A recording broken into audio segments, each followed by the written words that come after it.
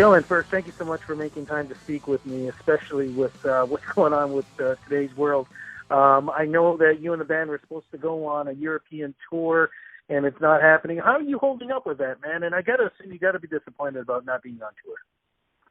You know, it's as everybody's seeing, it's you know, you mentioned it's a crazy time, and everybody's seeing all their friends and, you know, favorite bands and artists and all of that affected by it. But the reality is it's affecting everybody. You know, we're bleeding out here because of it, definitely.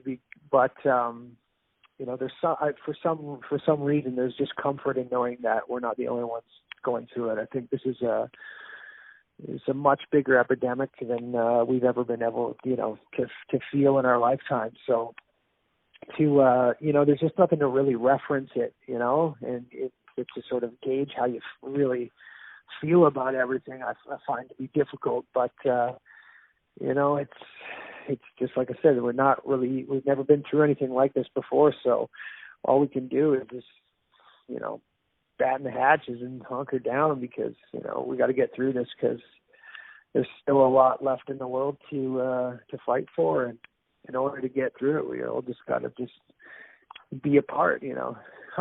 The way right now to stick together is to stay apart. That's definite. Look, I got to ask you something, because before we did this interview earlier this morning, I was watching CBS, their morning show, and they were showing video, and it's actually up on YouTube and social media on fans, or I should say partiers, doing the whole summer break thing. And a lot of them are saying, hey, you know what, if I get the coronavirus, you know, no big deal. And all they're thinking about is just going out and partying and drinking and stuff like that. For someone who goes on tour and has a lot of fans out there who are together, is there anything you want to say to them so that maybe they can understand what is going on? Because it's not a party right now, you know, and it's really dangerous for a lot of people. Yeah, you know, I know what you're talking about. I saw that too, and it's just bigger than that. You know what I mean? Like, I've seen this affect members of our team, be it label, be it management, be it agents, PR, crew we have in Europe, fans, friends. I've seen, because of, you know, we have a record coming out tomorrow, I've been in communication with all those people very regularly over the past few months. And to see this thing, how quickly it's happened for them, and knowing that is what we're facing here in North America. I mean, for me personally, because I've been so close to it in that regard, it's just been a no-brainer. But it's not about, if you think, you know, yourself, you're worried about, you know, getting the virus and it hurting yourself or whatever. You got to think bigger than that, because what you're doing is you're giving it legs. You're increasing the probability of it spreading to someone else, or to someone else from that person that it really could potentially harm. And if you're not using that sort of a mindset in a situation like this, you need to start doing that, because not only thinking about yourself and not worrying about other people in a situation like this, you know, that's a dick move. Don't do that. Think bigger than that. You got to think about everybody else involved, not just yourself. Absolutely, my friend. But you know what? Something that can bring people together, not physically, but emotionally and spiritually. New album, as you're talking about. Congratulations. How do you think this new album represents you guys today for all the years that you guys have been together? How things have changed up to what we have now? Yeah, I think that it's a lot of bands go through it on their third record, or it's a sort of a tipping point, whether you figure it out or you don't. And I think it's just a culmination of spending a lot of time on the road and playing all over the place. You know, over the last few years, we've been really lucky to be breaking as an international band. And when you start getting into playing some festivals overseas where you're playing to, like, you know, 15,000, 20,000 people, and playing bigger shows like that, it just kind of changes you in a way. I mean, if you're paying attention anyway, which, you know, I tend to do a lot, is what's working, what's not working, what do you what are you trying to achieve with this band? What are you trying to achieve with this song, you know? And in looking at things from a bigger perspective like that, it can affect your writing. And again, like I was saying, I think a lot of bands go through it on their third record where you've focused, you've reached a point where you know what you want to do, and then you go do it, or you don't at all and you shit the bed. But you know, we feel really good about this record. You know, it's everybody else that's heard it, everybody else on the team is really excited about it, and it's unfortunate that it's in a way that it's coming out at a time like this where we're unable to tour it because we had a really big year packed up and set up to support it. But, you know, it is what it is. And I hope that everybody that does get a chance to listen to it and that wants to listen to it can find something positive in it because, you know, everybody's sitting around at home not doing much right now. So why not give them some content to listen to? Absolutely. Look, we should let people know. What's the album called? And you kind of mentioned already a bit about the content. What's the lead single from it, and what's the lead single about?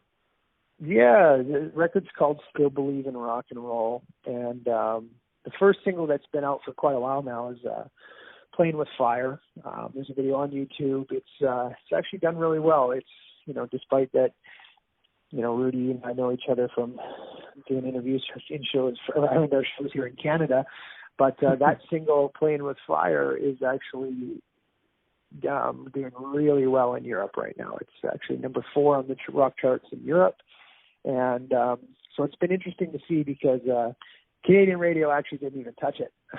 But it did really well in Europe. So it's good enough for us, man. We're just happy that people are listening to it. So that was the first single that's been out for a while from it. And the next focus track from the record is called King of This Town. It's, of course, everybody's going to hear every song on the record tomorrow, but yeah, that's the next one we're going to be leading with radio and video and all that good stuff.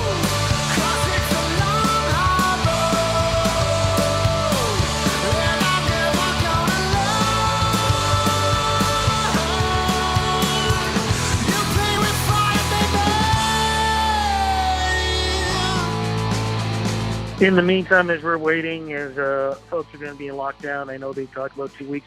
You could be going till 3 months. We don't know. We just got to go one day at a time.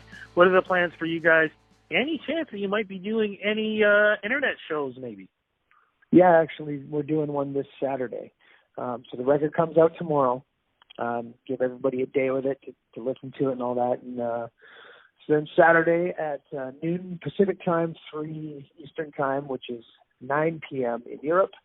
We're going to be doing a full live show, an album release show, at a production warehouse here in our home city of Kelowna, British Columbia, called SW, and they've been, you know, awesome to work with over the years, the staging and production of our own shows, and they've been great, you know, for a lot of bands I know across Canada. and yeah, man, we're gonna really do it. We're, you know, at first we thought we were just gonna set up some, you know, a camera in our rehearsal space and just fly at it. But, you know, the folks at SW and our front of house guy, Kyle Moore, you know, kind of put the whole thing together with us and put us in contact with them. And we're going to really do it, man. We got a full stage, full lights, guitars, amps, drums, you know, the whole thing. It's going to be a proper wild show.